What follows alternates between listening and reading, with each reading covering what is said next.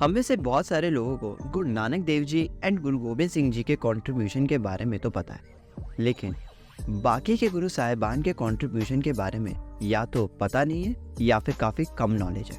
और मैंने इस वीडियो का टॉपिक इसलिए भी चुना क्योंकि मुझे भी बाकी गुरु साहिबान के कंट्रीब्यूशन के बारे में ज़्यादा जानकारी नहीं थी। तो जब मैंने रिसर्च किया और स्टडी करी तो मुझे काफ़ी चौंकाने वाली बातें पता चली हैं। तो इस वीडियो को एंड तक ज़रूर देखना। तो बात करते हैं गुरु नानक देव जी की। तो सबसे पहले हमें ये चीज़ को समझना पड़ेगा कि गुरु नानक देव जी के जन्म से पहले भारत की क्या हालत थी। तो चाहे हिंदू हो या मुसलमान, दोनों ही धर्म में पाखंडियों की गिनती बहुत ज़्यादा थी, जहाँ पर लोगों को धर्म के नाम पर पागल बनाया जा रहा था, जहाँ पर लोगों को धर्म के नाम पर डराया जा रहा था। तो ऐसी स्थिति में गुरु नानक देव जी का जन्म होता है और कहीं ना कहीं इसी वजह से बचपन से ही वो धर्म से रिलेटेड प्रैक्टिस से दूर रहते थे। यहाँ तक कि उन्होंने जैनियों को पहनने से भी इनकार कर दिया था। तो जो पहली वाणी उनके मुंह से निकली वो थी, ना कोई हिंदू और ना कोई मुसलमान। और इसी तरीके से उन्होंने एक ओंकार के सिद्धांत को जन्म दिया। इसी तरीके से उन्होंने कई सारे इंस्टीट्यूशंस को भी बनाया, जैसे कि लंगर सेवा को शुरू करके, और अपनी गुरु गद्दी के लिए भी उन्होंने सक्सेसर चुना, जिसकी बात हम आगे करते हैं। अब बात करते हैं सिखों के दूसरे गुरु की, गुरु अंगद देव जी की, जिनका गुरु गद्दी मिलने से पहले नाम भाई लैणा था। तो इन्होंने गुरु नानक देव जी की बहुत सेवा करी और आगे चलकर गुरु नानक देव जी ने इनको गुरु गद्दी सौंपी। ना सिर्फ गुरु नानक देव जी ने गुरु अंगद देव जी को गद्दी सौंपी, बल्कि उनके सामने माथा तक भी टेका। और ऐसा कभी भी पहले इतिहास में नहीं हुआ कि किसी गुरु ने अपने स्टूडेंट के आगे सर झुकाया हो। तो अगर हम गुरु अंगद देव जी के कंट्रीब्यूशन की बात करें तो इन्होंने गुरमुखी लिपि को बनाया, और आज जो हम मॉडर्न डे में पंजाबी बोलते हैं वो भी उन्हीं की ही देन है। अब साथ ही जब उन्होंने लिपि और वाणी प्रदान करी तो म्यूजिक और सिंगिंग भी सिख जगत में गुरु की वाणी को उपचार करने का सबसे अच्छा माध्यम माना गया। अब इससे ये हुआ कि जो आम सिख थे वो भी गुरबाणी का उपचार करने लग गए थे, जो कि पहले ये नॉलेज सिर्फ एक एक्सपर्ट के पास ही हुआ करती थी, जैसे मर्दाना जी के सक्सेसर हो गए। तो इस दौरान गुरु अमरदास जी काफ़ी बड़ी उम्र में अंगद देव जी के पास आते हैं और उन्होंने अंगद देव जी की इतनी सेवा करी कि अपनी गुरु गद्दी अंगद देव जी ने उनको सौंपी, और इस तरीके से वो तीसरे गुरु नियुक्त हुए। अब अगर गुरु अमरदास जी के कंट्रीब्यूशन के बारे में बात करें तो जिस तरीके से गुरु नानक देव जी को सोसाइटी की बुराइयों के खिलाफ आवाज़ उठानी चाहिए थी, वैसे ही गुरु अमरदास जी ने भी सोसाइटी की काफ़ी बुराइयों के खिलाफ आवाज़ उठाई और उसको लोगों के सामने लेकर गए, जिसमें से सबसे पहली चीज़ थी विडो रीमैरिज। और इसी के साथ में उन्होंने सती प्रथा को भी ख़त्म किया। और साथ ही जब सिखी वैल्यूज़ को दूर दूर तक फैलाने की बात आई तो उन्होंने अपने मिशनरीज़ में ना सिर्फ मर्दों को जगह दी बल्कि औरतों को भी इन्वॉल्व किया। गुरु अमरदास जी के बाद गुरु रामदास जी को गुरु गद्दी सौंपी गई। गुरु रामदास जी गुरु अमरदास जी के दामाद थे। इनकी शादी गुरु अमरदास जी की बेटी बेबी बाणी के साथ हुई थी।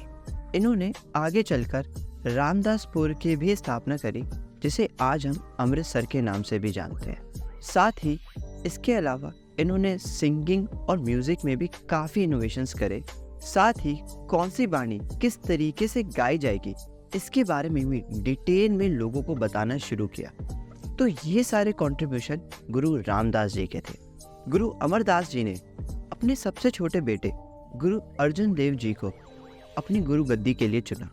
इन्होंने बहुत से इम्पॉर्टेंट इंस्टीट्यूशंस को बनाया, जिसमें से सबसे पहले इन्होंने हरमंदिर साहिब की स्थापना करी, जिसको आज के टाइम पर हम गोल्डन टेम्पल के नाम से भी जानते हैं। दूसरी सबसे बड़ी कंट्रीब्यूशन उनकी ये थी कि इस समय तक गुरु अर्जुन देव जी के पास पहले 4 गुरुओं की वाणी थी।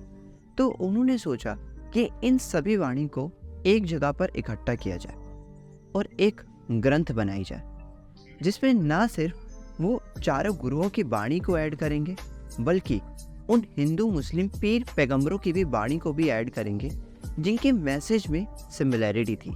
और आगे चलकर उन्होंने एक ग्रंथ की स्थापना करी जिसको आज हम गुरु ग्रंथ साहिब के नाम से भी जानते हैं। तो इस तरीके से गुरु अर्जन देव जी ने गुरु ग्रंथ साहिब की स्थापना करी। अब इस दौरान गुरु अर्जन देव जी के उनके बड़े भाई से काफी मतभेद चल रहे थे इस बारे में कि असली गुरु है कौन। अब उनको लगा कि उनका बड़ा भाई या कोई और इस ग्रंथ में किसी भी तरीके की छेड़छाड़ ना कर पाए, इसलिए उन्होंने एक नंबरिंग सिस्टम को ऐड किया जिसे हम अंग भी बोलते हैं। तो इस नंबरिंग सिस्टम से फायदा ये हुआ कि अब चारों में से किसी की भी बाणी को गुरु ग्रंथ साहिब में से नहीं निकाला जा सकता था। अगर किसी भी तरीके की छेड़छाड़ होती तो अब पता चल सकता था। तीसरी सबसे बड़ी कंट्रीब्यूशन थी उनकी खुद की शहीदी। जहांगीर के काफी समय तक टॉर्चर सहते हुए वो शहीद हो गए, लेकिन ऐसा बिल्कुल नहीं था कि वो उसको रोक नहीं सकते थे। उनके पास ऐसे काफी तरीके थे जिसका इस्तेमाल करके वो जहांगीर को रोक सकते थे, लेकिन उन्होंने ऐसा नहीं किया क्योंकि नानक जी का मैसेज बिल्कुल क्लियर था, जहां पर भी बुरा काम देखो उसको अपोज करना है। और इसी सिद्धांत को मजबूत करने के लिए उन्होंने अपनी शहीदी दी।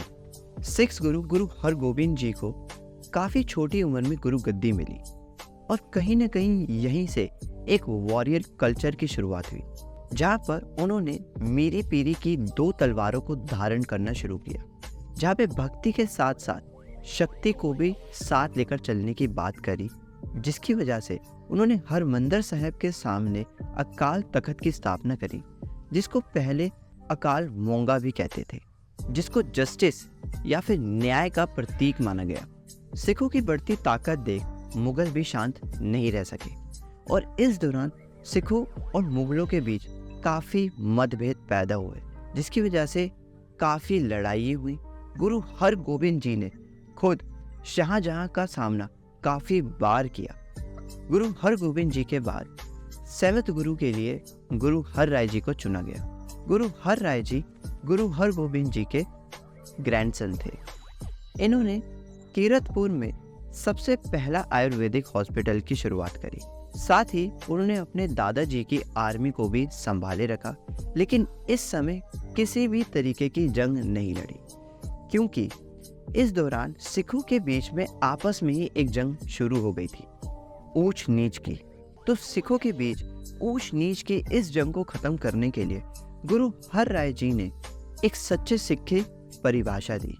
जो भी व्यक्ति ना सिर्फ गुरु नानक देव जी की वाणी को समझता है बल्कि उसको इम्प्लीमेंट भी करता है, वो एक सच्चा सिख कहलाएगा। गुरु हर राय जी ने अपने बाद अपने सबसे छोटे बेटे गुरु हर कृष्ण जी को गुरु गद्दी सौंपी। ये सबसे यंगेस्ट सिख गुरु थे जिन्होंने सेल्फलेस सर्विस के सिद्धांत को एक कदम और आगे लेकर गए। अपनी जान की परवाह किए बिना उन्होंने दूसरे लोगों की सेवा करी, जिसकी वजह से वो भी शहीद हो गए।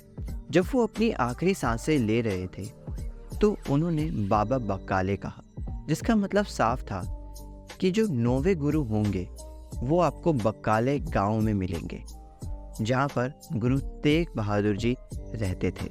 और ये बोलकर ही वो ज्योति ज्योत समा गए। गुरु हर कृष्ण जी ने गुरु तेग बहादुर जी को अपनी गुरु गद्दी सौंपी। गुरु तेग बहादुर जी गुरु हरगोबिंद जी के सबसे छोटे बेटे थे। गुरु गद्दी मिलने से पहले उन्होंने एक जंग भी लड़ी थी, लेकिन गुरु गद्दी मिलने के बाद वो एक शांत स्वभाव के बन गए थे। आगे चलकर उन्होंने चक नानकी में अनंतपुर साहिब की स्थापना करी, जहां से उन्होंने गुरु नानक देव जी के मैसेजेस को फैलाना शुरू किया।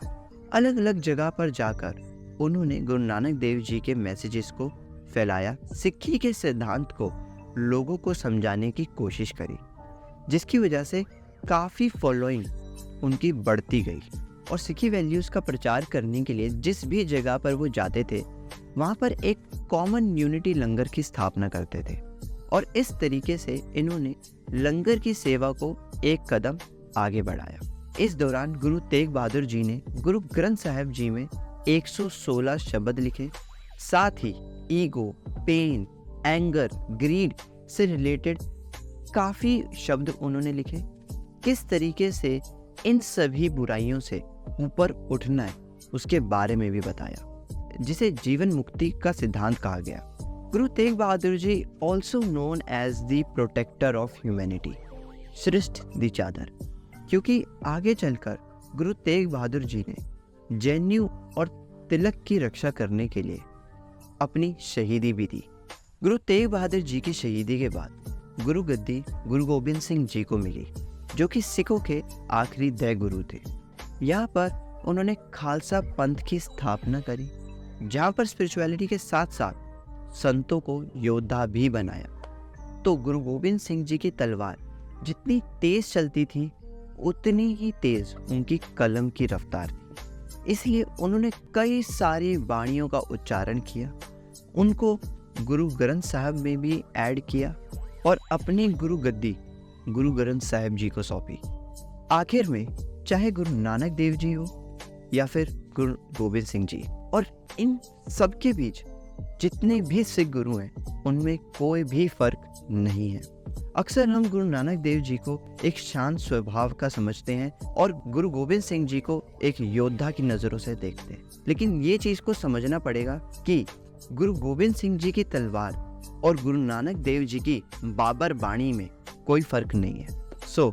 यहाँ पर हर एक सिख गुरु ने हमेशा धर्म से आगे इंसानियत को रखा है। इसलिए यहाँ पर हमें इन सभी के कंट्रीब्यूशन को सराहना चाहिए और इनकी सिखाई हुई शिक्षा को अपनी ज़िंदगी में इम्प्लीमेंट भी करनी चाहिए।